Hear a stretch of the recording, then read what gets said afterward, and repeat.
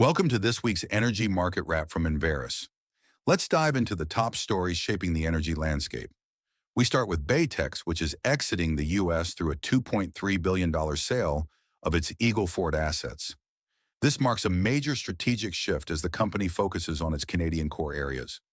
Next, Chevron unveiled its five-year strategy aimed at aggressive free cash flow growth. The plan emphasizes disciplined capital spending, enhanced shareholder returns, and a strong position in both traditional and lower carbon energy. Also in upstream, Cenovus closed the book on its six-month saga to acquire MEG Energy, cementing its position as a leading Canadian oil sands operator. Meanwhile, Devon Energy is optimizing operations to weather 2026 headwinds, focusing on maintenance and efficiency improvements. Moving to midstream, Harvest Midstream completed its acquisition of the Kenai LNG facility in Alaska from Marathon, positioning itself to serve growing Pacific LNG demand. Meanwhile, Energy Transfer set throughput records and sanctioned new projects, reinforcing its role as a key U.S. midstream player.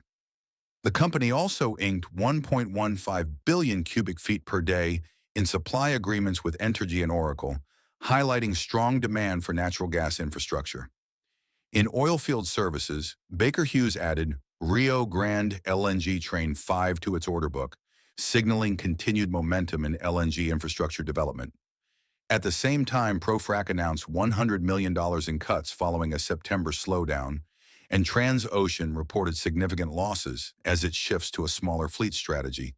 Turning to renewables, Enlight secured over $1.4 billion for its Snowflake, a solar plus storage project, and Plus Power landed $160 million in tax equity deals for two battery energy storage projects, underscoring the growing investment in clean energy solutions.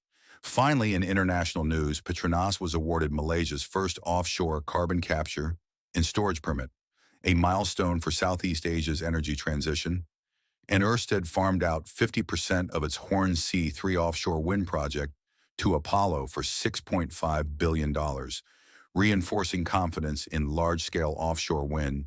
That concludes this week's Energy Market Wrap. Thank you for listening.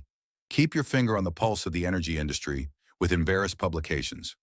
Our experienced writers cut through the noise and deliver insights that help you stay ahead of the curve. To learn more, reach out to businessdevelopment@enverus.com or visit www.enverus.com.